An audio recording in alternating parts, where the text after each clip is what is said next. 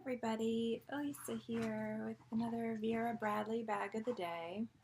It's Thursday, so I'm doing the Throwback Thursday feature. And today for the first time, I used this bag, which I have for a little while. I got a little while ago um, through eBay. It's a Petite Villager in Animal Kingdom, which I think was about 2000 when that pattern first came out.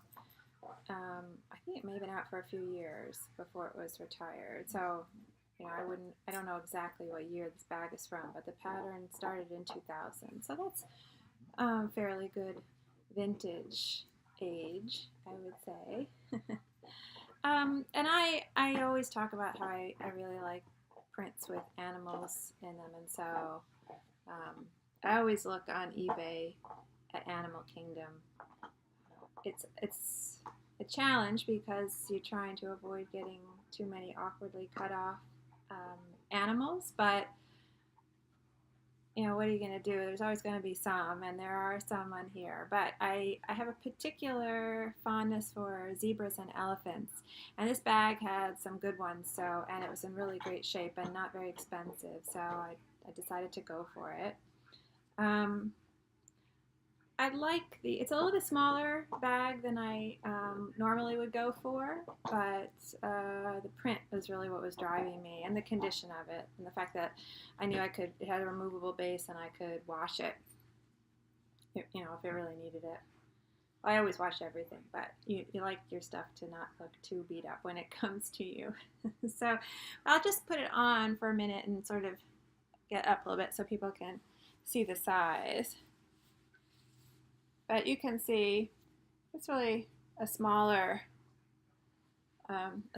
piece. I'll just measure it while I'm thinking about that. So the opening, the zip top, there you go, zipper top opening, a soft plastic zipper with a fabric zipper pull from when they were still doing the fabric zipper pulls, which is nice.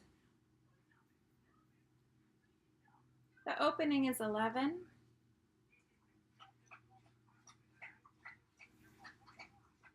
It's about 9.5 from top to bottom, and the base is kind of narrow looking. I mean, the piece of base fabric itself is about 2.5, but I have it stuffed.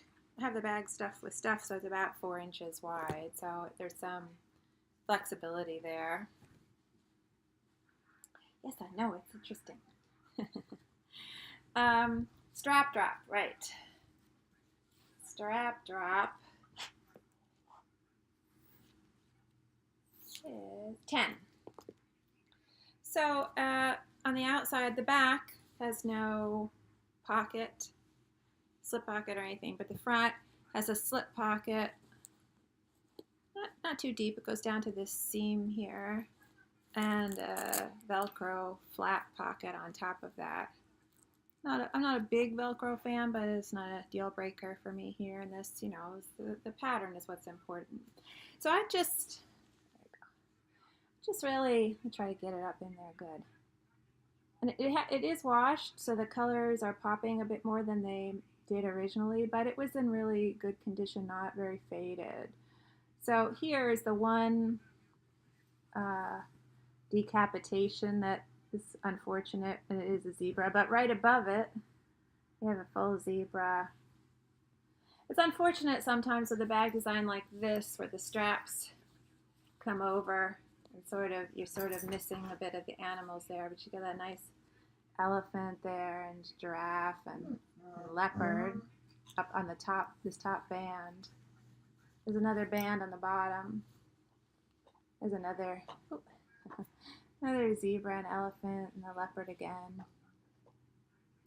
And something that, there's an unfortunate decapitation. And that's right on the, when you're carrying the bag, that would be very visible, right? There's a little monkey face there, a couple of monkeys there. A good elephant.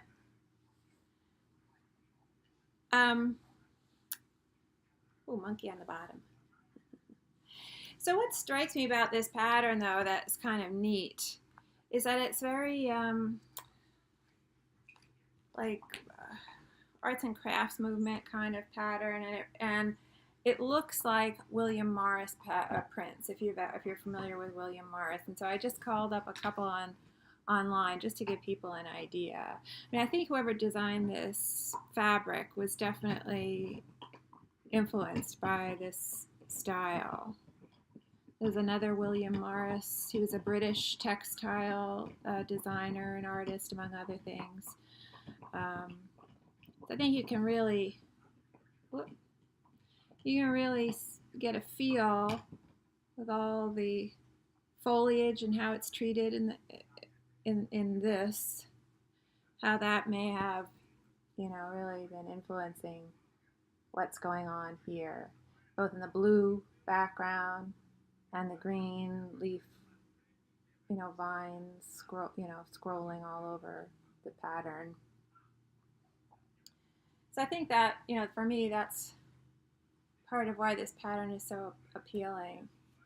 Almost also reminds you a little bit of like the unicorn tapestries, or this famous unicorn tapestries that are in the cloisters, which is a part of the Metropolitan Museum of Art in New York, but it's a little bit north of the city. And the unicorn tapestries are hang there. So it kind of reminds me of that. And it is smaller. Obviously I don't have my iPad in there. I did still get my GPS in there, which is taking up, it takes up a lot of space. So the GPS pouch is in there, and a new wallet that I found in the thrift store, which I have to talk about in a separate video because I love this wallet. It's a taxi wallet. Tissues, iPad. My phone isn't in there now, but it was in there. So it's just got a nice cotton cloth stripe. And the slip pockets, there are 6 small slip pockets. Let's see if I can get this sort of, and a removable base. That's back in the day where they were still doing the cardboard in a removable sleeve. The whole thing came out, the sleeve and the cardboard. So I watched this as well. The good zebra there. And a leopard. This actually has the pair, right? A little bit of the pair of zebras there. I don't know what that would be there. Gazelle? I'm not sure what that is. The long horns. So this gives you, I wonder, this almost looks a little less faded. I feel like maybe this, even the color looks a little bit richer because it's hasn't been exposed to light as much. I'm not sure. But I just wanted to, maybe have to turn this inside out a little bit to see it. I don't know. But there are the slip pockets. The slip pockets are made of the quilted bag fabric, exterior print. It's very hard to see there. So that's this, the slip pocket. And this stripe fabric is actually nice. The blue, there's like an outline, right? There's the blue and the white, but in between there's almost like the stripes are outlined with black. So it's just a little bit more going on than just a simple stripe. So I like that. It's comfortable. The straps stay on my shoulder pretty well. I don't remember having any problem with them. I do usually like a bigger bag, but I don't feel like I felt like it was I didn't feel self-conscious. Like with a real small bag, I start to feel self-conscious, like I've talked about before in a video, like something is the wrong proportion for my body. But I don't feel like I felt that way with this one. Maybe it's just that I just am so in love with the fabric that I don't even care. So the straps are 1 inch. Anyway, front. Put the base back in. I thought it was a good vintage find. Like I said, not very worn, not worn at all really. There's no wear anywhere on it, no fraying. That's always a little sad when you get something with a little bit of fraying that hasn't been called out to you in the description, in the sales description. But for example, even on the bottom here, but the corners were in great shape. It really, I wonder if it really wasn't that used. I mean, the fabric feels soft, like it was used, but hard to know. Anyway, just a quick one today. That was my bag of the day, the Petite Villager in Animal Kingdom. And I am going to do maybe just now I'll throw up a video about the wallet because I just am so in love with the wallet. Anyway, thanks for watching and hope to see you next time.